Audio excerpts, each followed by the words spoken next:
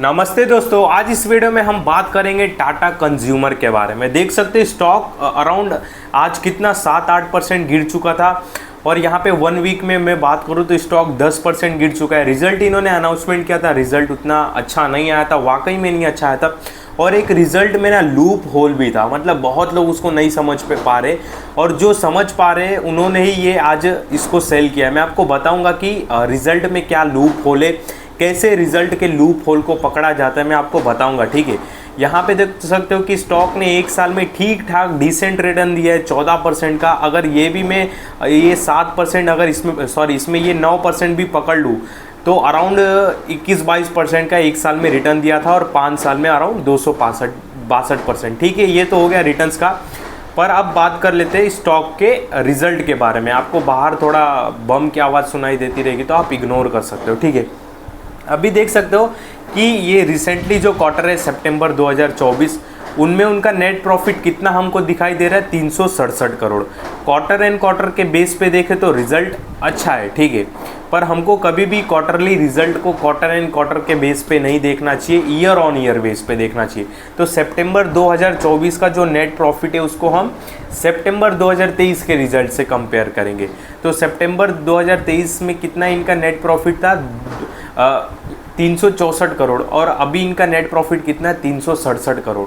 तो यहाँ पे एक बात आप नोटिस करो कि ईयर ऑन ईयर के बेस पे अगर देखें सितंबर 2023 में कितना नेट प्रॉफिट था 364 करोड़ और अभी 367 करोड़। अब बहुत लोग इसमें ये बोलेंगे कि इनका नेट प्रॉफिट ना हल्का और slightly year on year base पे बढ़ के आया है। यही न्यूज़ में बात चलेगी, आप भी यही डिस्कस करोगे फ्रेंड्स के साथ, फैमिली के साथ। आप बोलोगे कि भाई ईयर ऑन ईयर बेस पे देखें ना, टाटा कंज्यूमर का जो क्वार्टरली रिजल्ट है ईयर ऑन ईयर बेस पे हल्का बढ़ गया है। पर मैं आपको एक चीज़ दिखाता हूँ, इन्होंने इस बार टैक्स पे किया है ओनली 10%। ठीक है, ओनली 10% किया है और पर जनरली इनको कितना पे करना पड़ता है 25, 27, 23। इसके पहले उन्होंने 25, 27 ही पे किया, मतलब जनरली इनको टैक्स 25, 27% पे करना होता है। अगर मैं इस प्रॉफिट बिफोर टैक्स में 397 का जो है, अब देखना इसमें कैसे थोड़ा हेर फेर होता है।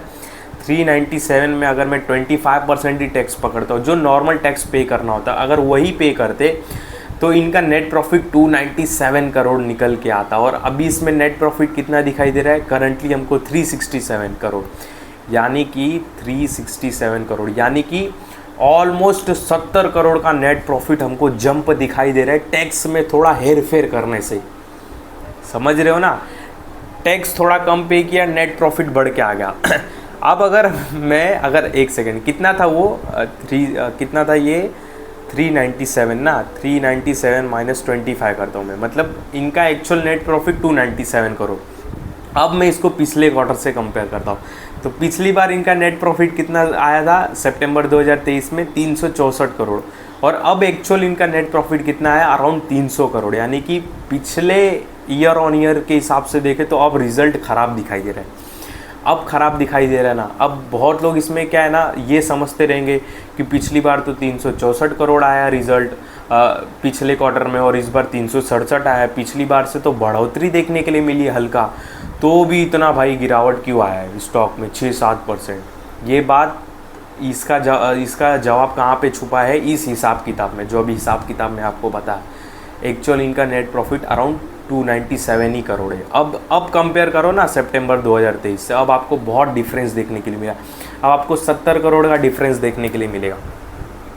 तो ये एक लूप होल बोलो या लीगल काम बोल सकते हो, कंपनी का काम है, कंपनी ऐसा करती है। ठीक है, तो रिज़ल्ट बहुत ही बेकार बोल सकते हैं ईयर ऑन ईयर बेस पे।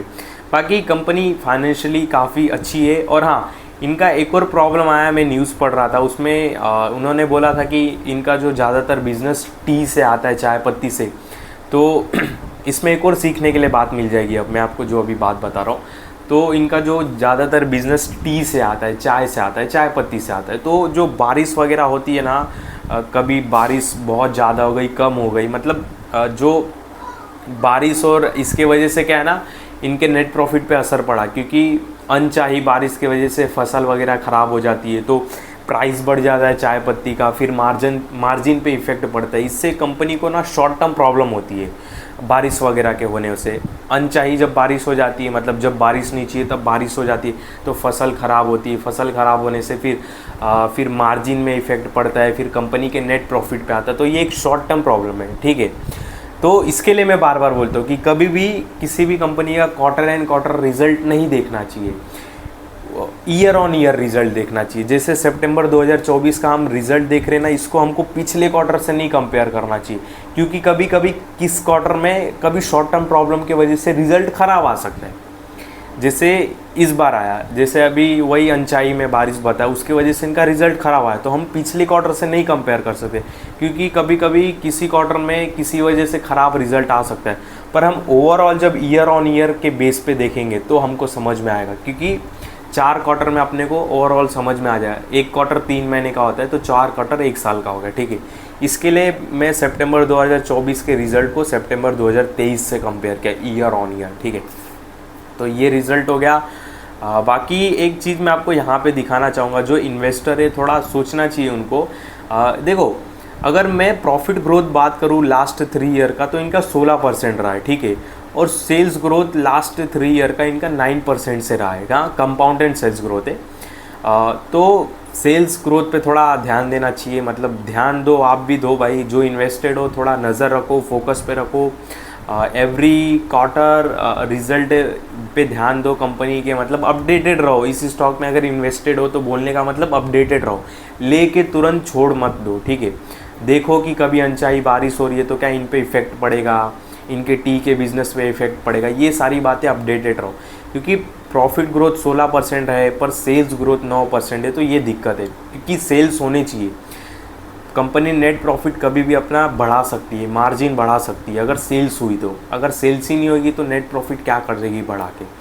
तो थोड़ा सेल्स, इनका जो भी सेल्स होता है, क्वार्टरली रिजल्ट आता है, उस पर थोड़ा फोकस करो, ठीक है।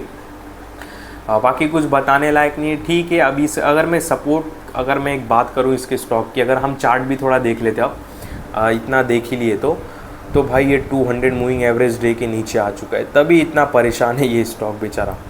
अगर मैं बात करूँ तो ऑलरेडी एक सपोर्ट को इसने ब्रेक कर ही दिया आज, यही इसका सपोर्ट था। और ये जो सपोर्ट को ब्रेक किया उसी सपोर्ट पे आके रुक भी गया आज, ठीक है।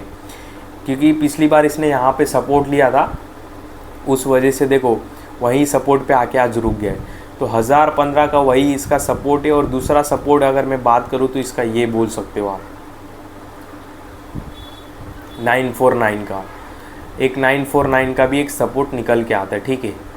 तो ये हमारे 2 सपोर्ट निकल के आ गए। बाकी क्वार्टर एंड क्वार्टर रिजल्ट पे भाई अपडेटेड रहो, ट्रैक करो, कंपनी को ट्रैक करो। कंपनी के जो CEO है, जो MD है, जो प्रमोटर्स है, वो इंटरव्यूज़ में क्या बोलते हैं इस कंपनी को लेके, इस कंपनी के आउटलुक को लेके, वो सारी बातें आप अपडेटेड रहो, नहीं तो आपका भी हाल PNC इंफ्राटेक जैसा हो सकता है, ठीक है। इस बात को ध्यान देना।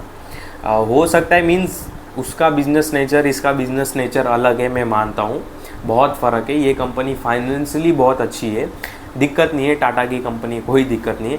पर कैसा है ना, हम इन्वेस्टेड है तो अपना भी एक काम है कि भाई हम अपडेटेड रहे कंपनी के साथ, इंटरव्यू में क्या बोल रहे हैं इनके CEO MD, कि हमारा आउटलुक आने वाले समय में लेके काफ़ी अच्छा है, डिमांड बढ़ने वाली है, बारिश की समस्या नहीं होगी तो हमारे टी के बिज़नेस में नहीं फ़र्क पड़ेगा। ये सारी बातें आप जानो, ठीक है, अगर आप इन्वेस्टर हो तो एक ये ऑलरेडी एक सपोर्ट पे चल रहा है। अगर 1015 पे बहुत समय तक रहता है तो ये 950 के लेवल्स भी दिखा सकता है, और मुझे नहीं लगता है कि 950 से और नीचे जाएगा। रीज़न क्या है, अगर मैं ऑल टाइम हाई से अगर इसका पकड़ूँ तो वो करेक्शन, अगर ये 950 आता है तो इसका करेक्शन 25% का हो जाएगा ऑल टाइम हाई से, और इससे ज़्यादा मुझको नहीं लगता है कि अब करेक्शन होगा 950 से ज़्यादा। तो भाई ये था एक सपोर्ट भी आपको मैंने बता दिया। और इस टैक्स में कैसे थोड़ी गड़बड़ की जाती है जिससे प्रॉफिट ऊपर नीचे हो जाता है, ठीक है। दूसरी बात ये सीखे, बस और क्या। और आपको मैंने चार्ट सपोर्ट दिखाया। बाकी कुछ भी इससे रिलेटेड आपके सवाल जवाब रहेंगे तो आप कमेंट कर सकते हो, ठीक है। टाटा कंज्यूमर से रिलेटेड या किसी भी स्टॉक से रिलेटेड आपके सवाल जवाब रहेंगे, आप कमेंट भी कर सकते हो। इस वीडियो में आपको कोई भी बाय सेल का कॉल नहीं, ध्यान देना। और मैं कोई सेबी रजिस्टर एडवाइज़र भी नहीं हूँ। बाकी मेरे किसी भी वीडियो में बाय सेल का कॉल नहीं रहता, इस बात का ध्यान देना।